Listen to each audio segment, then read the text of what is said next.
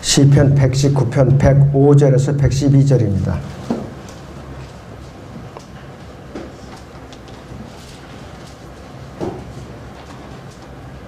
주의 말씀은 내 발의 등불이요 내 길의 빛이니이다. 내가 맹세하였고 그것을 행하리니 이는 내가 주의 의로운 명령들을 지키려 함이니이다.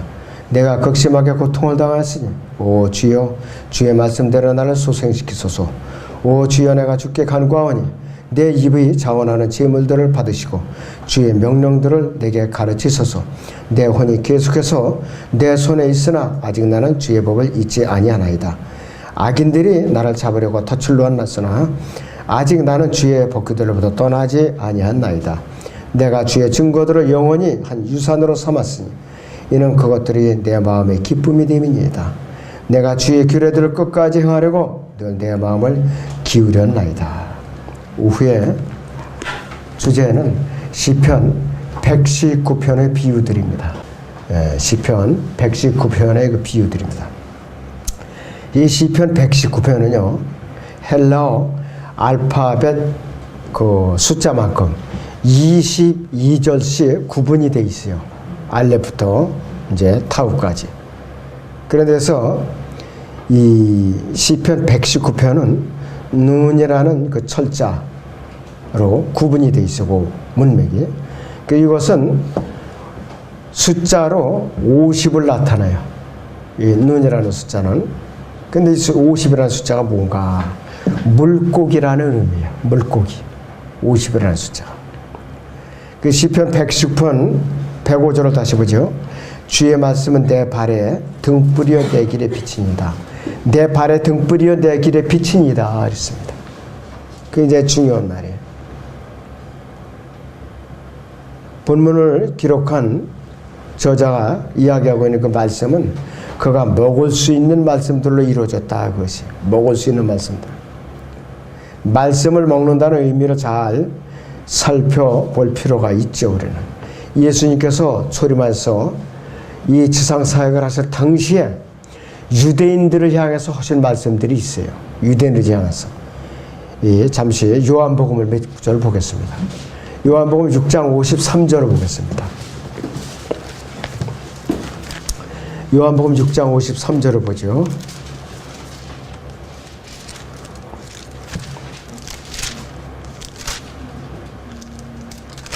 네. 예수께서 그들에게 말씀하시기를 진실로 진실로 내가 너에게 말하노니 너희가 인자의 살을 먹지 않고 또 그의 피를 마시지 아니하면 너희 안에 생명이 없느니라. 내 살을 먹고 내 피를 마시는 자는 누구든지 영원한 생명을 가졌나니 내가 그를 마지막 날에 살리리라 그랬어요.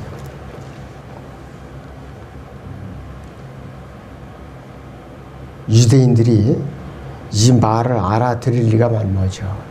많은 논쟁이 자기들끼리 쑥덕쑥덕거리고 어렵도다 어쩌고 저쩌고 하면서 도저히 말씀을 알아들을 수가 없었어요. 예수님께서는 또 한 번 더 보태갖고 55절에서 이는 내 살은 참된 양식이요 내 피는 참된 음료임이라.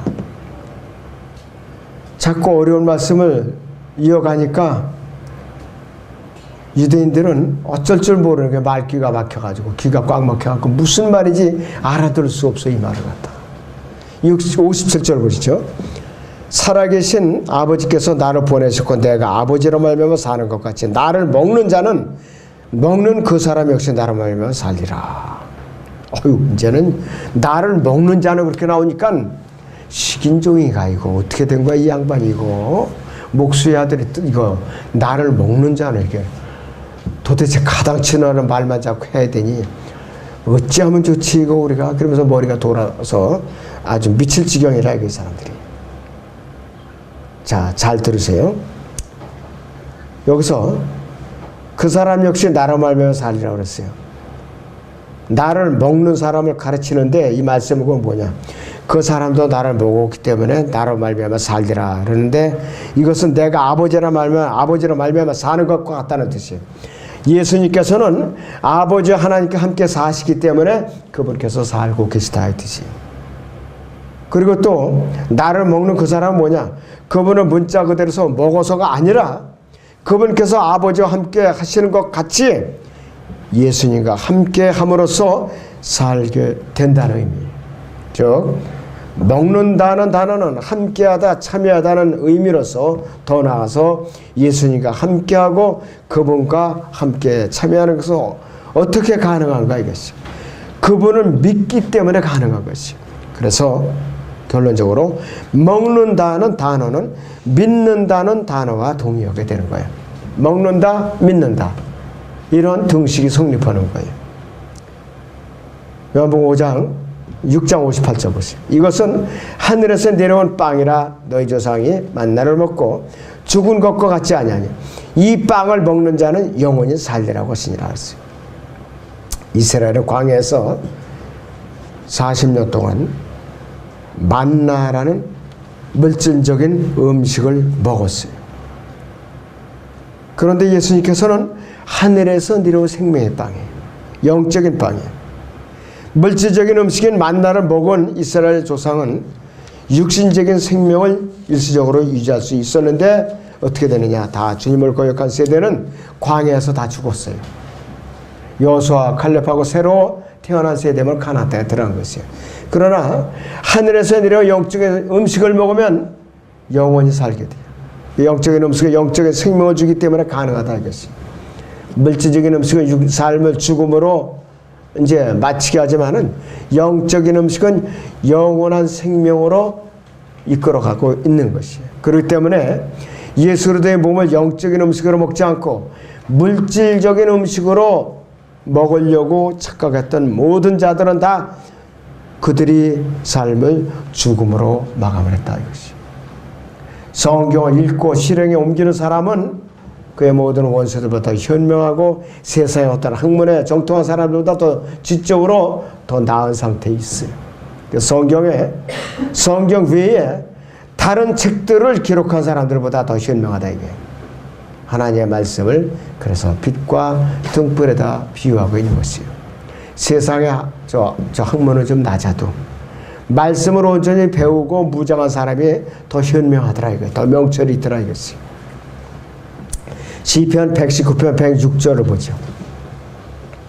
본문 내가 맹세했고 그것을 행하리니 이는 내가 주의 의로운 명령들을 지키라민이라는 말씀은 메시아에 대한 내용이라 것이요. 십자가의 고난을 예표하는 것이요. 아버지 하나님의 뜻을 행하려고 이 땅에 오서 갈보리 십자가에서 구속사역을 이루신 그 내용을 예언한 것이라 이것이. 근데 예수님께서는 어떤 일을 하려고 오셨는가? 요한복음 4장 34절을 잠깐 보세요. 요한복음 4장 34절.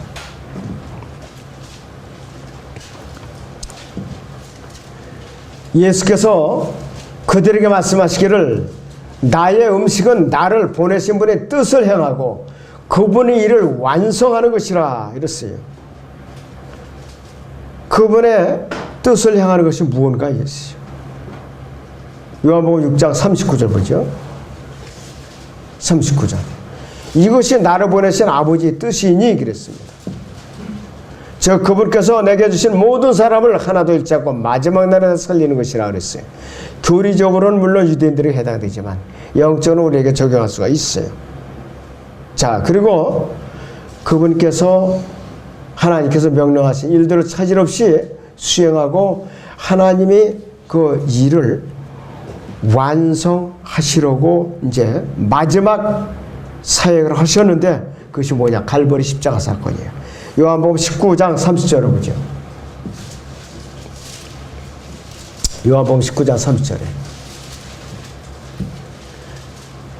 그때 예수께서 그 식초를 받으시고 말씀하시기를 다 이루었다고 하시더니 고개를 떨구시고 숨을 거두시더라. 말씀대로 하나님의 뜻을 이루시려고 왔고 그분의 일을 완성하시려고 오셨는데 완성하신 것은 뭐냐? 이상 죄인들을 위해서 갈보리 십자가에서 성경대로 죽으시고 장사되었다가 성경대로 셋째 날에 살아나신 것, 이것이 그분의 일을 완성하신 것, 하나님의 일을 완성하신 거라 이것이. 그 완성된 구속사에게 의해서 여러분들이 그 은혜의 복음을 듣고 지금 여러분들이 영생을 얻은 것이에요. 여러분들이 그래서 존재하는 거예요. 왜 존재하는가? 그분을 증거하고 또 그분을 세상에 널리 알리기 위해서 여러분이 구원받은 이후에 이 세상에 사는 목적을 여러분께서 새롭게 가지게 되는 것이에요. 오전 설계 주제이기도 하죠. 그것이. 자, 시편 119편의 107절을 보세요.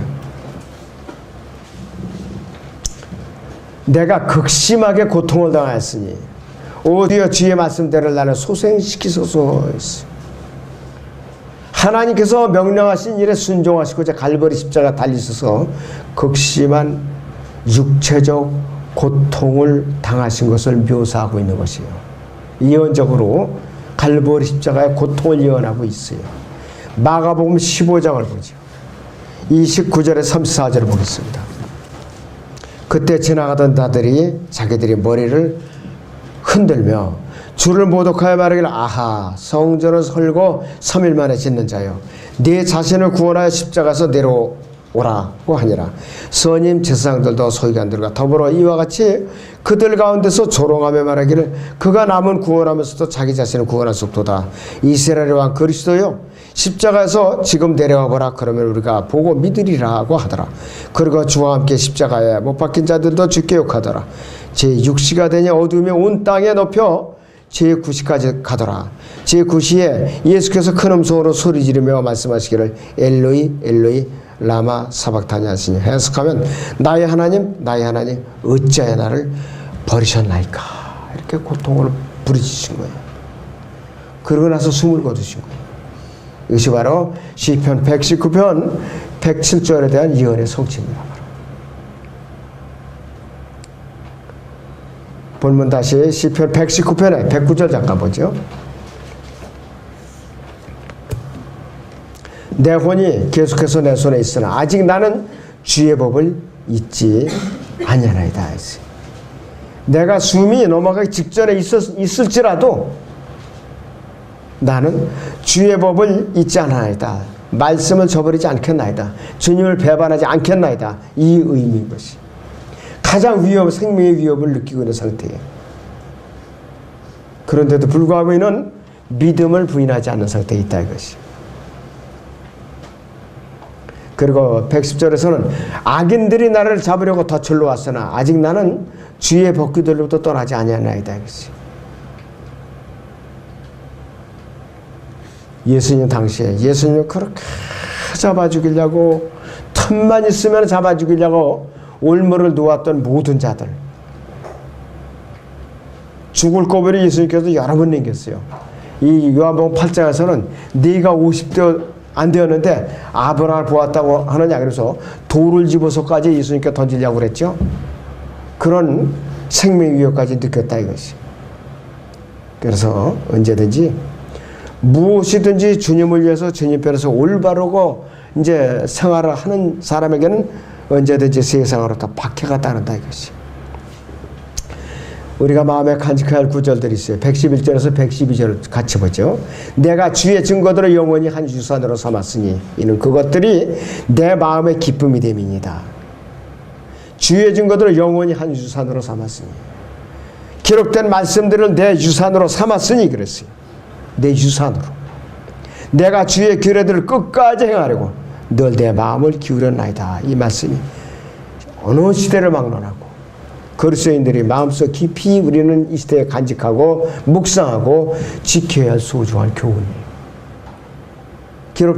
기록된 말씀들이 내가 영원히 물려받은 영적인 유산이라고 그랬어요. 영적인 유산 여러분들.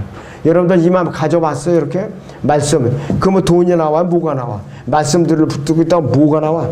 당장 내가 쓸 돈도 없는데 그거 좀 말씀들을 그만 좀 작작 붙들고라고 내가 남편들 구박을 하거나 부인들 구박을 하고 이런 가정들이 얼마나 많으냐 이거예요. 여러분들 내가 영원히 물려받을 이 상속 재산이 바로 기록된 말씀이에요. 언제까지 가나? 영원까지 가요. 영원까지. 말씀은 없어지질 않아요. 자, 그렇다면은 성경은 이제 비유는 어떤 것들이 있느냐. 첫째는 성경은 독서 등이에요. 독서할 때 깜깜하면 못 읽죠. 밝혀주는 등불이라 이것이. 성경은 세상에서 가장 건전하고 풍성한 영적 지식과 하나님의 속성을 깊이 깨달을 수 있는 가장 뛰어나고도 훌륭한 책. 이 세상은 현재 1억 권 이상의 책이 발간이 됐어요. 세상에서 가장 훌륭한 모든 문학의 원천이 바로 성경이에요. 성경에서 파생된 그런 책들은 무지무지 많이 있어요.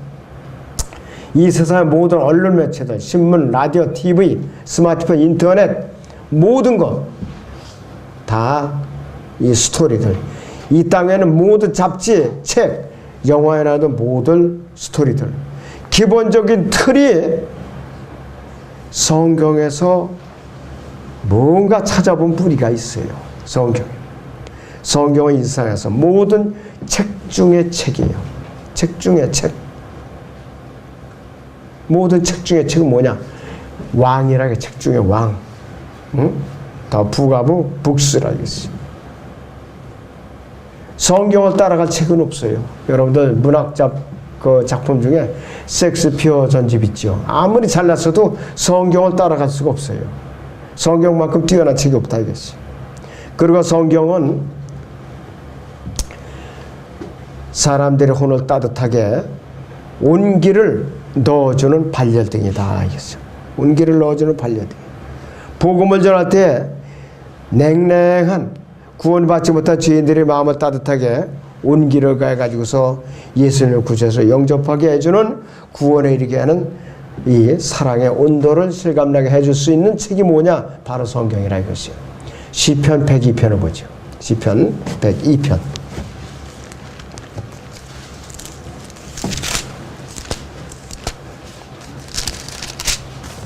17절에서 18절을 보죠. 그는 빈곤한 자의 기도를 중히 여기시며 그들이 기도를 멸시지 아니하시리다. 이 일이 장차 다가올 세대를 위하여 기록되리니 창조될 백성들은 주를 찬양하리다 그랬습니다. 온기를 불어넣어주는 그러한 책이 바로 성경이라 이것이. 자, 열을 가하면 전구도 열을 가해서 빛이 나는 거거든요. 열을 가하면 빛이 나게 돼 있어요. 바로 그런 것이 성경이에요. 그리고 성경은 야광등. 여러분들 그 전에 야광등 있었죠? 옛날에 전기가 귀할 때 야광등이 있었다 이것이. 저녁에 일어나서 움직일 때 깜깜할 때 어두우면 잘 안 보이죠? 아무것도 없으면 머리 부딪히고 발가락 부딪히고 문지방에 부딪히고 이럴 때 아주 환한 야광등이 있으면 그거 보고 따라가면 되거든요. 성경에 바로 그런 기능을 하는 것 같아 있어요. 옛날에는 성냥제 야광 성냥이라고 있었어요. 야광 성냥. 깜깜할 때 더듬더듬하면 그 야광불 비치고 거기 이제 더듬더듬하면 성냥이 잡혀요. 그래갖고 불을 켜고 그랬다 이것이. 이 세상에서 영적인 조난을 당했을 때 위급한 상황에 직면했을 때 비춰주는 야광등이 뭐냐? 성경이 바로 그 성경이라 이것이. 요한복음 8장 12절을 봅니다. 요한복음 8장 12절.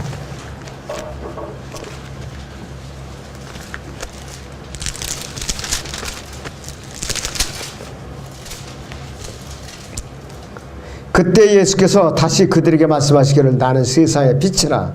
나를 따라오는 사람은 결코 어두움 속에 다니지 아니하고 생명의 빛을 얻으리라고 하시더라 했어요.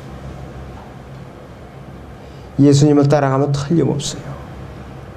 사도 바울은 고린도서 4장 16절이나 고린도서 11장 1절이나 빌립보서 이제 3장에서 나를 따르라 그랬어요. 그러므로 너희는 나를 따르라. Follow me. 그러면 실족하지 않는다 이것이. 시편 112편 4절을 보죠. 112편 4절.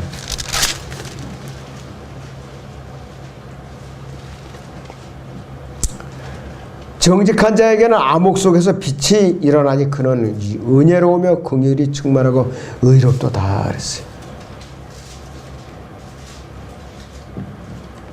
마음이 정직한 자, 암흑 속에서 빛이 일어난다 그랬어요. 마음이 정직하지 못하면은 언제든지 어둠 속에서 헤매면 사는 거예요. 점점 어둠을 좋아한다 이것이. 그리고 성경은 교통 정리를 해주거나 교차해서 내가 가야 되는가 멈춰야 되는가 신호등 역할을 해요. 그리고 내가 속도를 더 늦춰야 되는가, 가속페달을 밟아서 더 빨리 달려야 되는가, 속도 조절 기능을 해줘요. 그리고 또 열차 건널목길에서 내가 서야 되는가, 통과해야 되는가. 굉장히 사고가 많이 나죠. 열차 건널목. 사고가 나. 어떤 때는 열차에 치여가지고 차가 질질질질 끌려가요. 이와 같이 성경도 우리가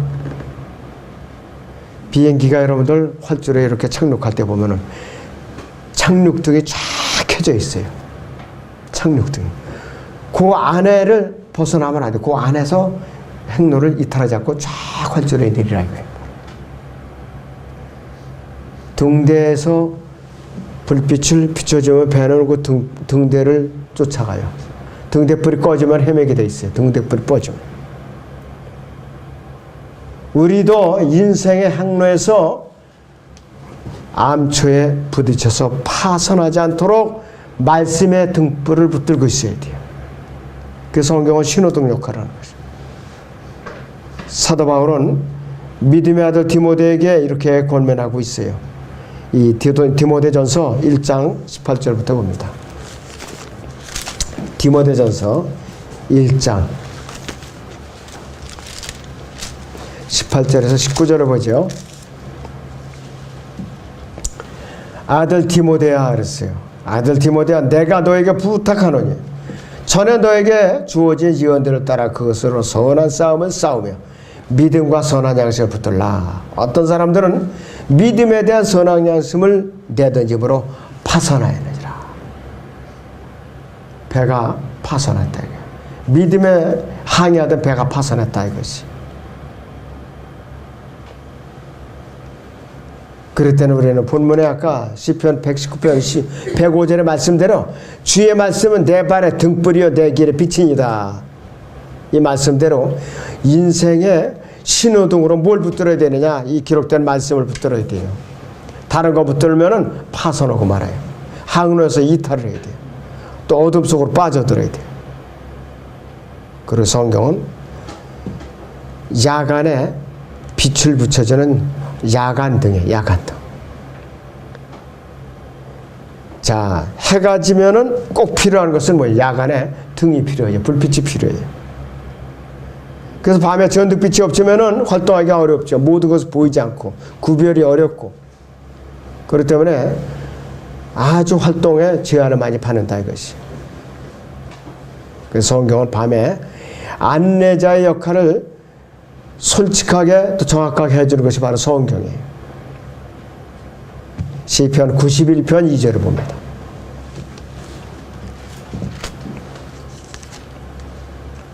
시편 91편 2절.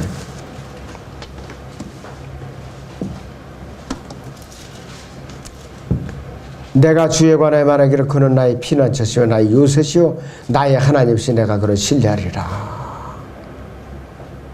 예수 그리스도를 신뢰하지 않으면은 그분으로부터 어둠의 세상에서 조명을 받지 못하니까 이리 가도 부딪히고 저리 가도 부딪히고 진전할 수가 없어요. 도무지 앞이 보이질 않으니까. 자, 그래서 우리에게 독소등 역할을 해주고 발열등 역할을 해주고 야광등 역할을 해주고 신호등 역할을 해주고 야간등의 역할을 해주는 것이 바로 기록된 성경이라 이것이에요. 하루라도 여러분의 성경을 접어놓고 살면은 그날은 깜깜한 밤중에 등불 없이 사는 거나 똑같은 거예요. 그걸 전혀 느끼지 못하고 참 하루가 편안하다. 이 사람 뭔가 잘못된 사람이에요. 영적으로. 배가 좀 덜 고픈 사람이에요. 그래서 여러분들이 읽을 때에 특히 시편 119편은 메시아의 대서사시예요. 또 우리의 인생의 고난의 문제들을 풀어줄 수 있고 안내해주고 또 위로해 줄 수 있는 그런 유일한 그런 그 대목이 바로 이 시편 119편이에요. 물론 성경의 가장 중간에 것이 시편 118편이지만은 시편 119편은 여러분들이 아주 굉장히 어려움을 당할 때는 자주 읽어보세요. 많은 교훈을 얻을 수 있고 위로를 얻을 수가 있어요.